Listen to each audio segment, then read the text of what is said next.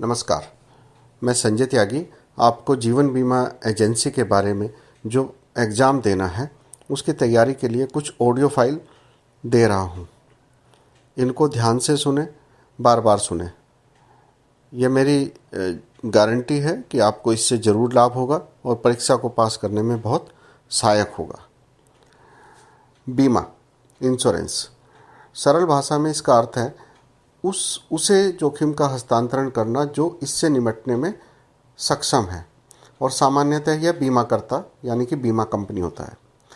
Insurance means transfer risk to someone who is capable of handling it. Generally it is a insurance company, it is called insurer. अब जीवन बीमा का इतिहास क्या है? बीमा कारोबार लंदन के लॉयड कॉफ़ी हाउस से स्टार्ट हुआ। दुनिया की पहली life insurance company amicable society for perpetual assurance थी। भारत में पहली life insurance company oriental life insurance company limited थी। भारत में स्थापित यानी कि भारत में बनी पहली general insurance company Triton insurance company limited थी, और भारत की पहली life insurance company Bombay mutual assurance society limited थी, जिसे मुंबई में 1870 में स्थापित किया गया था। भारत की सबसे पुरानी बीमा company national insurance company limited है, जिसे 1906 में स्थापित किया गया था। अब इन वर्षों पे ध्यान दें, क्योंकि आपके पेपर में जब ये क्वेश्चन आता है तो आसानी से आप इसका जवाब दे पाते हैं। 1912 में जीवन बीमा कंपनी अधिनियम यानी कि लाइफ इंश्योरेंस कंपनी एक्ट 1912 और भविष्य निधि अधिनियम बीमा व्यवसाय को नियमित करने के लिए पारित किए गए, यानी कि ऐसे रूल 1912 में बनने शुरू हुए, और 1938 में इंश्योरेंस एक्ट 1938 या बीमा अधिनियम 1938 भारत में बीमा कंपनियों को संचालन करने के लिए पहला कानून था। जीवन बीमा कारोबार में 170 बीमा कंपनियां और 75 प्राइवेट फंड सोसाइटी को मिलाकर 1 सितंबर 1956 को नेशनलाइजेशन हुआ इंश्योरेंस सेक्टर का, और LIC ऑफ इंडिया यानी भारतीय जीवन बीमा निगम की स्थापना हुई।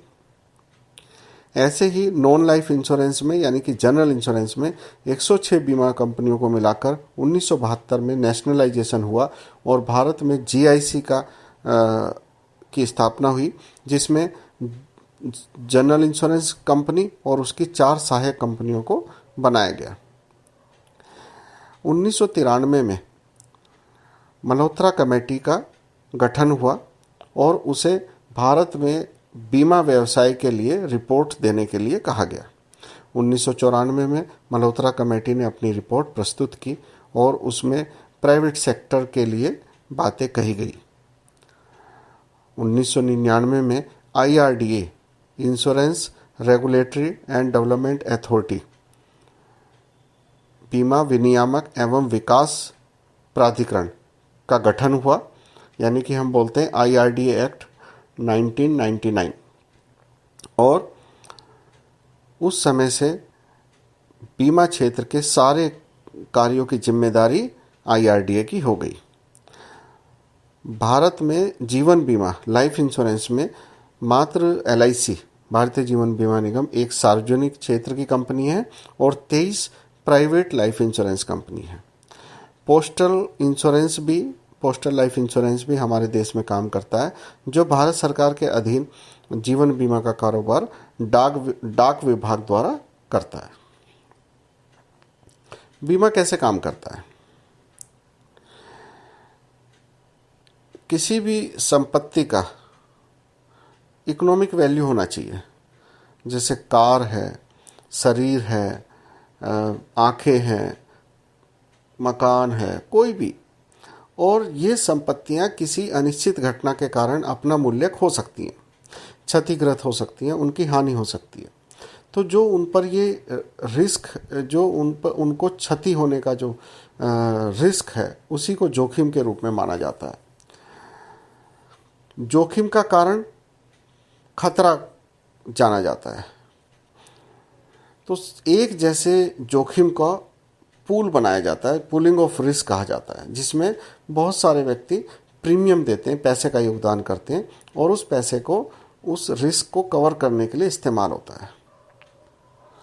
तो रिस्क को मैनेज करने की कुछ टेक्निक्स होती हैं। तो 4 टेक्निक हम मैनेजमेंट में डिस्कस करते हैं। एक होता है जोखिम से बचाव। एक नुकसान की स्थिति से बचने के लिए जोखिम को नियंत्रित किया जा सकता है, हम उस जोखिम में पड़े ही ना। एवॉइडिंग, रिस्क एवॉइडेंस, हम एवॉइड करें उस रिस्क को। दूसरा हो सकता है जोखिम प्रतिधारण, रिस्क रिटेंशन, यानी कि व्यक्ति जोखिम के प्रभाव का खुद मैनेजमेंट करता है और वो उससे होने वाले जोखिम को या उसके नुकसान को सहन करने के लिए तैयार रहता है, यानी कि अपने ऊपर उस चीज़ को ले लेता है कि जो होगा देखा जाएगा। तो रिस्क रिटेंशन। थर्ड है जोखिम को कम करना, कंट्रोल करना, रिस्क रिडक्शन एंड कंट्रोल। यह ज़्यादा व्यवहारिक लगता है कि हम किसी रिस्क को कंट्रोल करें या उसे कम कर दें, उसके प्रभाव को, उसकी गंभीरता को कम किया जा सकता है। जैसे हम 2 व्हीलर चलाते हैं तो एक रिस्क है कि चोट लग सकती है, तो हम वहाँ पर सर की चोट ज़्यादा गंभीर है तो उसके लिए हम हेलमेट का इस्तेमाल करते हैं। तो हमने क्या किया, जोखिम को कम किया, रिस्क रिडक्शन। और फोर्थ होता है ट्रांसफ़र ऑफ रिस्क। हमने जो रिस्क है, जो जोखिम है, वो हस्तांतरित कर दिया, किसी और को दे दिया। और जो हमने शुरू में बात की थी कि बीमा क्या है, बीमा is transfer of risk to the insurance company. हमने इंश्योरेंस कंपनी को उस रिस्क को ट्रांसफ़र कर दिया। अब रिस्क मैनेजमेंट के लिए जो इंश्योरेंस है वो एक टूल है, जो छोटी सी चीज़ है जिसका बहुत अधिक जोखिम नहीं है, उसका इंश्योरेंस कराने की ज़रूरत नहीं है। जैसे एक पेन है, मेरा पेन है 10, 20, 50, 100 रुपये का है, तो वह बहुत अधिक जोखिम नहीं रखता। अगर वो खो जाए या चोरी हो जाए या टूट जाए तो उससे मुझे बहुत ज़्यादा डैमेज नहीं हो रहा है। लेकिन ऐसा कोई नुकसान जिसे हम बर्दाश्त नहीं कर सकते, जो हमारी अप्रोच से बाहर हो जाता है, ऐसा जोखिम हमें नहीं उठाना चाहिए। उसके लिए हमें कोई इंतजाम करना चाहिए, जिसको हम बोलते हैं ट्रांसफ़र ऑफ रिस्क, बीमे के रूप में। आइए बात करते हैं कि जो इंश्योरेंस है या बीमा है वो हमारे समाज में, हमारी सोसाइटी में क्या रोल प्ले करता है। बीमा आर्थिक और सामाजिक रूप से समाज को बहुत लाभ पहुंचाता है। यह रोज़गार भी देता है, कितने लोग इंश्योरेंस इंडस्ट्री से जुड़ जाते हैं। प्रीमियम से जो प्राप्त होता है पैसा, वो बुनियादी सुविधाओं को पूरा करने के लिए निवेश किया जाता है और लंबे समय का निवेश जीवन बीमा से बहुत ही आसानी से मिल जाता है। जो बीमा है यह भय, चिंता और भविष्य से जुड़ी हुई चिंताओं को दूर करता है। सरकार भी बहुत सारी योजनाएं बनाती है। जैसे अभी आपने देखा होगा कि हेल्थ इंश्योरेंस में सरकार ने अपनी स्कीम दी, एक्सीडेंटल डेथ के लिए भी सरकार ने स्कीम दी। तो बहुत सारी स्कीम सरकार भी बनाती है, सरकार के अलग अलग विभाग भी बनाते हैं और बीमा कंपनियां भी बनाती हैं।